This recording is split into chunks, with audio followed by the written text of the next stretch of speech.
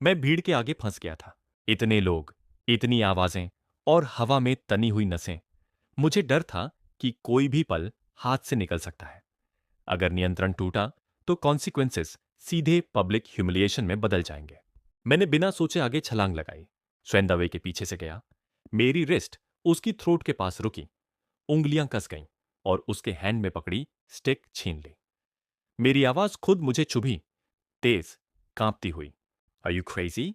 ये चीख सिर्फ उसे नहीं थी, ये सबके लिए वार्निंग थी। या मेरा आदमी है, अगर कुछ हुआ रिस्पॉन्सिबिलिटी मेरी होगी। कोई उसे हाथ नहीं लगाएगा। शेन दावे का फेस लाल हो गया। उसने मुझे घूरा, जैसे मैं ही दुश्मन हूं। कौन क्रेजी है? तू उसे यूं ही मुझे स्लैप करने देगा? वो चिल्ला क्यों रहा है? ये कोई तमाशा है? मैंने दांत भींचे। ये ट्रेनिंग है। ट्रेनिंग? उसने हंसकर कहा। मैं अंधा नहीं हूं, साफ दिख रहा है। वो वेस्ट है और तू उसे बचा रहा है। मेरे अंदर कुछ टूट गया। मैंने उसकी चेस्ट पर पंच मारा। साफ, सीधा। उसकी सांस अटक गई और उसकी आइज यन लेन की तरफ चली गई। तभी वो आवाज आई, ठंडी, भारी, बिना एक शब्द ज्यादा बोले भी सब कुछ काट देने वाली। यन लेन चुप था, लेकिन उसकी नजर, वो नजर मेरी नसों में चाकू की तरह उतरी। मैंने श्वेन दावे को कसकर पकड़ा, उसे खींचता हुआ बाहर ले गया। भीड़ से दूर, शोर से दूर। जाते हुए मेरी आइज एक पल के लिए युएन लियन से टकराई। बस एक पल। उस पल में मैंने उसकी आंखों में कुछ देखा, अजीब सी तन्हाई। ऐसा आदमी जो अपने आदमी को बचा रहा था, चाहे खुद कितना भी खो दे। अगर आज श्वान दावे को चोट लगती तो वो चोट मुझे लगती, और शायद वो ये जानता था। गाड़ी में बैठते ही श्वान दावे फट पड़ा।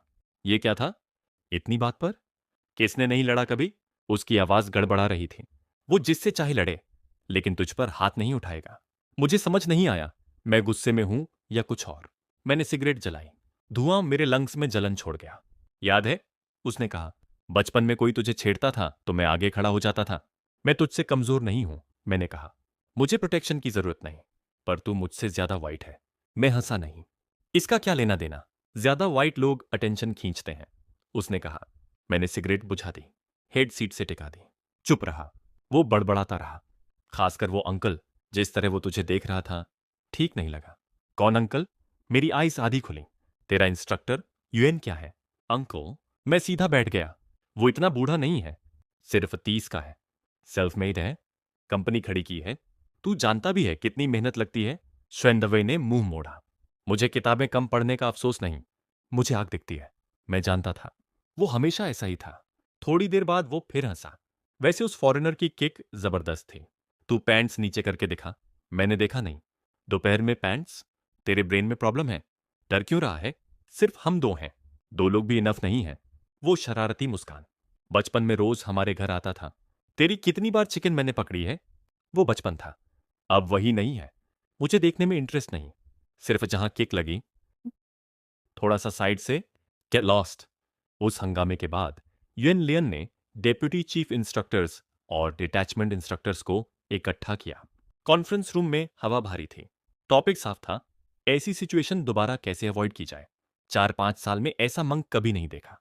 मेरे हिसाब से ट्यूशन रिफंड कर दो, ये स्टूडेंट संभालने लायक नहीं है। यूएन, तुम्हारा क्या कहना है? मैं वहां नहीं था, लेकिन बाद में सब सुना, और मैं अंदाजा लगा सकता था उस पल यूएन लियन के अंदर क्या चल रहा होगा। उसने दिल में सोचा होगा, मेरा छोटा शैतान मुश्किल से मेरे इलाके में आया है, और अब मैं उसे खुद बाहर फेंक दूं? वो आग है, और ऐसी आग को या तो जलने दिया जाता है या फिर खुद राख में खड़े होकर घेर लिया जाता है। काफी देर चुप्पी रही, फिर उसकी थ्रोट हिली। एक गहरी सांस। अगर ये स्टूडेंट दोबारा गलती करेगा तो उसे मुझे सौंप देना। शित्यंकी की भौहें सिकुड़ गईं। क्या हालात इतने खराब थे? कोई पर्सनल कॉन्ट्रडिक्शन था? बगल वाला इंस्ट्रक्टर फुसफुसाया, तू सच में बेवकूफ है। वो कौन है पता है? यूएन जोंग का ब्रदर इन लॉ। यूएन का मतलब समझ, लड़ाई फ्यूचर में नहीं होनी चाहिए। इम्पॉसिबल, शित्यंकी ने सीधे कहा। यूएन हमेशा फेयर रहता है, किसी के लिए स्पेशल विंडो नहीं खोलता। तुम्हारे 3,000 की डिडक्शन भी फेयर थे, किसी ने हंसकर कहा। 4 दिन तक मैं यूएन लियन को ढूंढता रहा। वो बिजी था और उसने खुद कांटेक्ट भी नहीं किया। कॉम्पेंसेशन का टॉपिक किसी ने छेड़ा तक नहीं। मेरा मन अजीब तरह से अनईजी था। फ्राइडे को मैं जल्दी फ्री हुआ। पहले फोन करने का सोचा, फिर लगा नहीं, खुद जाऊंगा। ट्रेनिंग टाइम शुरू होने वाला था। स्टूडेंट्स बाहर थे। ट्रेनिंग रूम में बस वही था। इक्विपमेंट रूम से धातु की आवाज आ रही थी। रिपेयरिंग। मैं सीधे अंदर चला गया। यूएन लियन जमीन पर झुका हुआ था। फॉल का वेस्ट पहने, हेम चेस्ट तक मोड़ा हुआ, ट्रिम्ड 8 पैक साफ दिख रहे थे। ब्रॉन्ज स्किन, रेन फॉरेस्ट जैसी वाइल्ड एनर्जी, स्वेट की धारें उसके चेस्ट से नीचे बह रही थीं। मेरी नजर हट नहीं रही थी। मैंने खुद को संभालते हुए कहा, कितना डैमेज हुआ है? मैं पे कर दूंगा। उसने जैसे सुना ही नहीं। रफ फिंगर से स्क्रू निकाला, माउथ के कोने में फंसाया और एक एक करके कसता गया, बिना किसी टूल के, सिर्फ हाथों से। परफेक्ट। उसका फेस फिर वही कोल्ड था जैसा पहली मुलाकात में था। फोकस्ड आइज, जो सामने न होकर भी मेरी स्पाइन से होते हुए सीधे ब्रेन में ठंड डाल रही थी। हे, मैंने आवाज उठाई। पूछ रहा हूं कितना है? उसने आखिरी स्क्रू लगाया, फिर ब्रैकेट पकड़ते हुए बोला, आओ हैंडल पकड़ो। मैं एक पल के लिए फ्रीज हो गया। उसने मेरी तरफ देखा, टोन थोड़ा गर्म हुआ। काना हैंडल पकड़ो, इतनी समझ नहीं है। मैं आगे बढ़ा, दूसरी साइड उठाई। हम दोनों ने साथ में इक्विपमेंट को वॉल के पास रखा, फिर दूसरा, फिर तीसरा। वो डिसमेंटल करता, असेंबल करता, मैं पार्ट्स पकड़ता, टूल्स देता। टाइम का पता ही नहीं चला। 2 घंटे। आखिरी मशीन रखी गई। कमरा सधा हुआ था। मेरे क्लोथ्स पसीने से गीले थे, ब्रेथ थोड़ी तेज। उसका रफ थंब मेरी आईज के नीचे रुका, स्वेट की बीट्स पहुंचती। इतना काम भी नहीं था, इतना पसीना। मैंने उसका हैंड झटक दिया। जंग लग गई है। हाथ हटा। वो चुप रहा। कॉर्नर में सिगरेट सुलगाई, स्मोक उठता रहा और वो बस मुझे देखता रहा। कई दिनों से सोया नहीं। मैंने तुरंत डिनाई किया। मुझे शर्मिंदा कर रहे हो? कुछ तोड़ा है, भरपाई करनी पड़ेगी।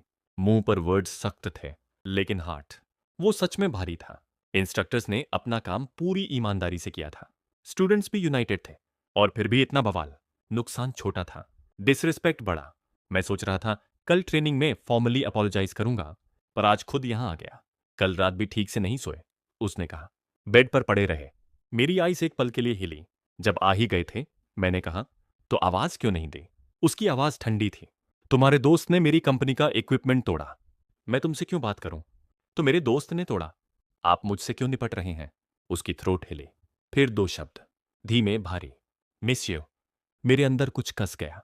मैंने जानबूझकर नेक तिरछी की, उसे देखा। बात घुमाओ मत। कितना खर्च हुआ बता दो। उसने सिगरेट से हल्का स्मोक छोड़ा। पैसे नहीं लगे, मैंने खुद रिपेयर कर लिया।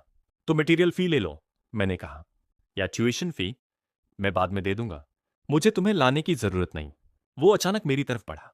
मैंने इंस्टिंक्ट में उसकी चेस्ट पर फिस्ट मारा, पर जैसे पत्थर पर मारा हो। मेरे फीट जमीन पर घिसे और बैक सीधे वॉल से टकराई। उसकी आवाज नीचे से आई, क्यों नहीं लेने दूं? क्या मैं तुम्हें खा जाऊंगा? बात नहीं है, मैंने कहा, बस अच्छा नहीं लग रहा। उसकी रफ आइज मेरे फेस पर फिसली। मॉकिंग टोन। उस दिन ड्रंक था। कौन था जो लिटिल बेबी की तरह मेरा ईयर काट रहा था? बस वही शब्द, लिटिल लिवर। मेरी फिस्ट उसकी ब्राउबोन की तरफ गई। उसने ब्लॉक किया। दूसरी भी। मैं घूमकर उसके एब्डोमेन पर मारा। वो हिला तक नहीं। अगले पल उसकी बड़ी हैंड ने मेरी लेग पकड़ी।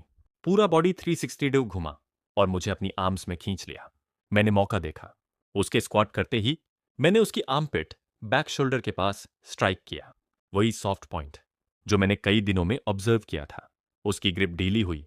मेरी हिप्स का वार्म टच उसके फिंगर्स पर छूट गया। उसके हेवी बूट्स जमीन पर गिरे। ठोस आवाज। मैं पीछे हटा और हंसा। वो पहली बार था जब मैंने उसे ऐसे देखा, एची, हेल्पलेस। ओह, तुम काफी अच्छे हो। मैंने नाक सिकोड़ दी। मैं चायाओ हूं, तुमसे स्किल्स सीखने आया हूं, तुम्हारी वीकनेसेस पकड़ने। एक दिन अगर पीछा किया तो तुम्हारी पैंट्स के चारों हिस्से खोल दूंगा। वो मेरी एक्सप्रेशन देखता रहा। प्रोवोक्ड आईज, फ्लोइंग ट्वाइलाइट, उसकी नसों से जुड़ी हुई। मुझे अनकंफर्टेबल लगा। मैंने कोल्ड लुक दिया। मुझे ऐसे क्यों देख रहे हो? उसकी आवाज भारी हो गई। वो लड़का कौन था उस दिन? फ्रेंड? वही, उसने कहा, जिसे कुछ दिन न देखो तो मिस करते हो। मैं चुप रह गया, क्योंकि जो वर्ड्स मैंने कैजुअली बोले थे वो उसने रोज अपने हार्ट में तोड़े थे। पंग से, मैंने कहा, वो बचपन से साथ है। श्वान दावई अलग है, हाई स्कूल के बाद चला गया था, अब लौटा है। लौटते ही इतना गर्म, इतनी जान से तुम्हें मारने आता है? बस करो। मैं झल्ला गया। उसका फेस और डार्क हो गया। वो कहना चाहता था कि मुझे सिर्फ वही केक कर सकता है, पर बोला नहीं। 2 मिनट की चुप्पी के बाद धीमे से, केक लगी थी? ठीक हूं, मैंने कहा। उसने जवाब का इंतजार नहीं किया। बड़ी हैंड ने मेरी वेस्ट खींची। पैंट्स नीचे गईं, बेल्ट खुल गई। मेरी हिप्स पर ठंड लगी। मैंने तुरंत पैंट्स ऊपर खींची। क्या कर रहे हो? उसने कामली कहा। सच में वाइट है, डो जैसा। मेरे ब्रेन में धमाका हुआ। मैंने वही स्टिक उठाई जो च्वान दावई लाया था। और उसे कमरे में चेस किया। लाइट्स की परछाइयां दीवारों पर भागती रहीं। हम दौड़े, मुड़े, कूदे और कमरा एक बार फिर अनप्रिडिक्टेबल हो गया। सितंबर का आखिरी हिस्सा शुरू होते ही मैं यन लियन की बॉडीगार्ड कंपनी में 1 महीने से ज्यादा की स्पेशल ट्रेनिंग पूरी कर चुका था। ट्रांसफर स्टूडेंट से धीरे धीरे मैं यहाँ का रेगुलर बन गया था। वीकेंड पर मैं घर से स्नैक्स उठा लाता, कुछ मीठा कुछ नमकीन, इन बडीज और ब्रदर्स के लिए। यहाँ के स्टूडेंट्स को एक अजीब शौक लग गया था। वो मुझे और यूएन लियन को टीज करते, बड़ी बहन और जीजा, क्योंकि उन्होंने नोटिस कर लिया था समर के बाद यूएन लियन बदला हुआ है।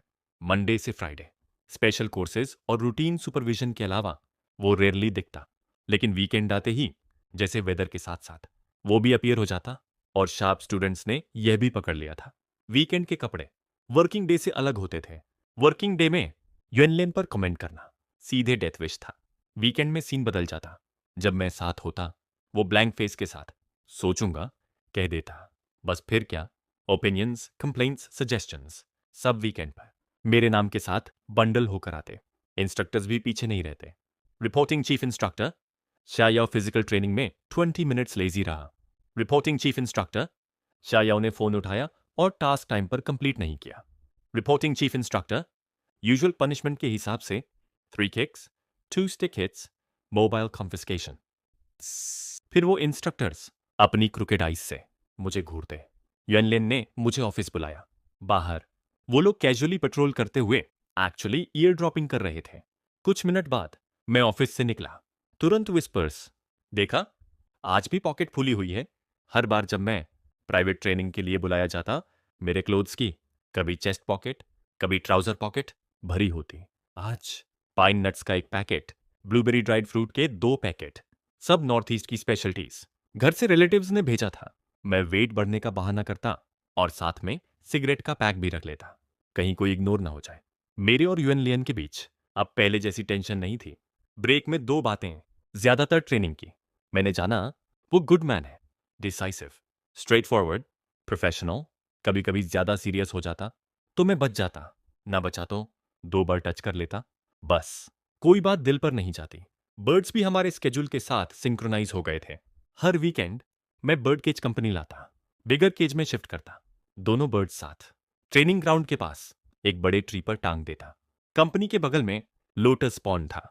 लोटस लीव्स घनी थी, सीजन राइप था। लूनर कैलेंडर का 14वां दिन था। कई यूनिट्स ने नून में छुट्टी दी थी। यूएन लेन की कंपनी में पूरी आफ्टरनून ट्रेनिंग। स्टूडेंट्स रेस्टलेस थे, मैं भी था। किसी ने सजेस्ट किया, ट्रेनिंग छोड़ो, कलेक्टिवली डिगिंग करते हैं। यूएन लेन का फेस सीरियस, डिगिंग भी होगी, ट्रेनिंग भी। ट्रेनिंग के बाद मजा नहीं आता, सब साथ हों तभी स्ट्रेंथ लगती है। हाँ, ट्रेनिंग के बाद अंधेरा हो जाएगा, अभी डिग करेंगे, रात को घर ले जाएंगे। यूएन लेन ने डिसीजन काटा, नहीं, मिड ऑटम और नेशनल डे में खेलने का टाइम मिलेगा। अब ट्रेनिंग टाइम है। डिसअपॉइंटमेंट हवा में फैल गया। सब लाइन में लौट आए, हर फेस पर दबी हुई बगावत। फर्स्ट क्लास में मैं 2nd फ्लोर की विंडो के पास खड़ा था, लोटस पॉन्ड को घूर रहा था। सच कहूं, मेरा भी मन डिज करने का था। मैं सिटी किड हूं, फार्म वर्क कभी किया नहीं। यूएन लियन चुपचाप आया, मेरे बगल में रुका, साइड से देखा, तुम भी डैज करना चाहते हो? मैंने हैंड्स पॉकेट्स में डाले, इनडिफरेंट फेस, नहीं, बर्ड्स देख रहा हूं। 5 मिनट बाद टीम में अनाउंसमेंट गूंजी, गुड न्यूज, यूएन सर ने आफ्टरनून ट्रेनिंग कैंसिल कर दी है। Group digging. मैंने विंडो से नीचे देखा, लोटस पॉन्ड और उसके पास खड़ा यूएन लियन। उसकी नजर सीधे मेरी तरफ थी, एक्सेंट्रिक, सॉफ्ट और सिर्फ मेरे लिए।